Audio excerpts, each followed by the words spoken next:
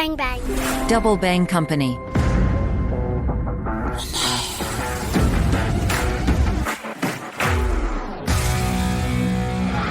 Salut les internautes, mon œil se penche sur le monde de Bertrand Besancenot, ancien ambassadeur de France au Moyen-Orient, consultant senior advisor chez ESN Network. On s'intéresse dans cet épisode à la question « Quelle relation avec la zone MENA dans un monde post-guerre Israël-Hamas ?» Je suis Rizlan Mathieu, vous écoutez Mon œil. Bonjour monsieur Besancenot. Bonjour. L'Arabie Saoudite était prête à signer les accords d'Abraham avant les attaques du Hamas. Est-ce que ces accords pourront être à nouveau d'actualité un jour ? Tout dépendra du résultat, de l'issue de la crise. Si, in fine, après, lorsque le conflit s'arrêtera, parce qu'il s'arrêtera un jour, si on s'est engagé sur la voie de la création d'un État palestinien, à ce moment-là, c'est tout à fait possible. Et c'est vrai que les Israéliens y tiennent beaucoup parce que, naturellement, ceci aurait des implications majeures en termes de reconnaissance dans le monde musulman. Les Séoudiens savent très bien qu'ils tiennent une carte importante, un véritable joker, et naturellement, ils n'ont pas l'intention de ne pas la monnayer, si je puis dire.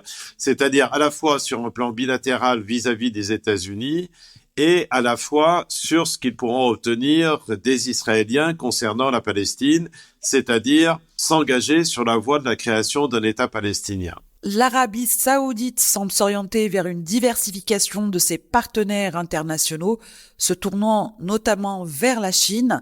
Quelles implications cette réorientation a-t-elle pour les relations franco-saoudiennes et pour l'équilibre géopolitique de la région ? La Chine est devenue le premier partenaire commercial de l'Arabie Saoudite. C'est d'ailleurs le premier acheteur de pétrole saoudien. Il y a une coopération étroite entre raffinage et pétrochimie, mais ça va au-delà. C'est-à-dire que l'Arabie Saoudite est aussi intéressée par des technologies chinoises dans le domaine civil, mais pourquoi pas dans le domaine militaire. Donc, si vous voulez, effectivement, il y a un vrai rapprochement entre Riyad et la Chine. Ce qui ne veut pas dire non plus que l'Arabie Saoudite cherche à choisir un nouvel allié. On l'a vu par exemple lors du dernier G20 qui a eu lieu à New Delhi. L'Arabie Saoudite a été un acteur majeur dans la définition de ce qu'on appelle le corridor Inde, Moyen-Orient, Europe. C'est-à-dire, c'est un espèce de corridor logistique où le Golfe et l'Arabie Saoudite en particulier seront, si vous voulez, au cœur des échanges entre l'Inde et l'Europe. Et donc, si vous voulez, c'est aussi une façon comme une autre de dire qu'on ne dépend pas que des projets chinois. Aujourd'hui, l'Arabie Saoudite diversifie ses partenaires. Elle veut jouer avec tous ceux qui sont intéressés à jouer avec elle. La France se rend compte qu'il y a de véritables opportunités en Arabie Saoudite. Alors, il y a des domaines traditionnels comme l'énergie, comme la défense ou comme l'eau, par exemple, où effectivement les compagnies françaises sont très présentes. Et puis, en général, les produits de luxe, de raffinement, etc. Mais il y a de tout nouveaux secteurs qui se sont ouverts, comme par exemple justement le tourisme, où la France est le premier pays touristique au monde, donc ils sont intéressés par ce pôle d'excellence, et ce n'est pas par hasard si pour le développement de la région d'Aloula, ils se sont adressés à nous. Nous avons un accord intergouvernemental où la France est un partenaire privilégié. Mais c'est aussi la culture où effectivement vous avez vu qu'il y a différents projets, par exemple avec l'Opéra de Paris, avec différents musées. Donc il y a un véritable intérêt. Mais il n'y a pas que ça. Il y a l'urbanisme, il y a la santé, il y a la formation, il y a toute une série de domaines. Ce qui est frappant aujourd'hui, c'est que les Séoudiens ont leurs propres exigences, qui sont d'abord le fait qu'il y ait une véritable localisation de la main-d'œuvre sur place, parce qu'ils ont une jeunesse nombreuse et qu'il s'agit de trouver des emplois pour ces jeunes Séoudiens. Deuxièmement, le transfert de savoir-faire et bien entendu la formation, parce qu'ils veulent bien former leurs jeunes. Ils ont développé leur système éducatif, leurs universités, mais ils sont intéressés effectivement, notamment dans le domaine de la formation technique, mais pas simplement, à avoir des relations fortes avec des partenaires, qu'il s'agisse d'État ou d'entreprises.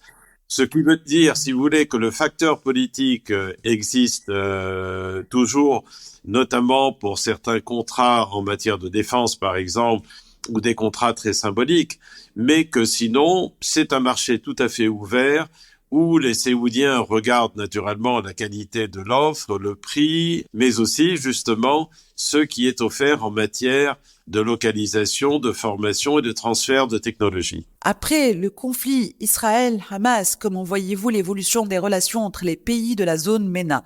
Quel rôle la France peut-elle jouer pour favoriser la stabilité et la coopération dans cette région bouleversée? La France a traditionnellement un rôle important dans la région. C'est certainement le pays européen le plus actif au Moyen-Orient. Nous avons à la fois des relations fortes avec Israël et avec les pays arabes. Donc, si vous voulez, normalement, la France devrait avoir un rôle tout à fait actif. Dans l'affaire en cours, jusqu'à présent, elle s'est beaucoup focalisée naturellement sur la question des otages à libérer. Elle a rappelé notre volonté, parce que nous estimons qu'il n'y a pas d'autre solution, de s'engager sur la voie de 2 États et d'autre part d'assurer naturellement une assistance humanitaire à la population palestinienne. Bon, il faut reconnaître qu'aujourd'hui, ce sont les Américains, l'administration Biden et en l'occurrence le ministre des Affaires étrangères, M. Blinken, qui donnent le sentiment d'être le plus actifs quand il s'agit de parler, d'envisager la gestion future de Gaza et de la Palestine, la façon donc de renforcer l'autorité palestinienne, de créer les bases d'un État palestinien. Tout ceci sont des secteurs où la France et l'Europe normalement devraient être leaders, mais je suis obligé de constater que pour le moment, c'est plutôt les États-Unis qui le sont. Ce qui ne veut pas dire qu'il n'y aura pas une initiative française. Je pense qu'il y a des réflexions en cours. Sur le plan européen, c'est plus difficile parce qu'il y a des avis encore malheureusement divergents entre partenaires européens. Donc je pense que là-dessus, la France doit jouer un rôle leader. Avez-vous suivi les déclarations du chef de la diplomatie européenne concernant Israël et le Hamas? Quelle est votre analyse de cette déclaration et de leur impact potentiel sur les relations internationales? Ce qui est exact, c'est que le gouvernement de M. Netanyahou a très clairement eu pour politique de marginaliser l'autorité palestinienne pour continuer à coloniser la Cisjordanie avec visiblement l'espoir ou la vision de l'annexer un jour en conservant simplement quelques bantoustans pour les Palestiniens. Et pour le reste, c'était des arrangements de sécurité avec le Hamas, parce qu'effectivement, le Hamas ne reconnaissant pas l'État d'Israël, eh bien, il n'y avait pas de négociation proprement dite à avoir, mais il y avait simplement des arrangements de sécurité financés par le Qatar, mais qui faisaient partie d'un accord entre les États-Unis, Israël, le Qatar et les autorités de Gaza. Donc, si vous voulez, effectivement, on comprend très bien que M. Borrell, dans cette affaire, ait souligné qu'Israël était finalement satisfait d'avoir des arrangements de sécurité avec le Hamas, parce que finalement, ça l'arrangeait et que ça correspondait aux objectifs de M. Netanyahou. Naturellement, ce que nous voyons aujourd'hui, la crise à Gaza, montre à quel point c'était un faux calcul. Et tout ceci montre les erreurs de la politique de M. Netanyahou, dont je pense il paiera le prix. Merci, Monsieur Besancenot. Merci à vous. J'espère que ceci est intéressant pour ceux qui vous écoutent. En tout cas, à très bientôt. Merci à tous de nous avoir suivis. Si vous avez aimé ce podcast, n'oubliez pas de liker et de le partager. À bientôt. Ciao, ciao.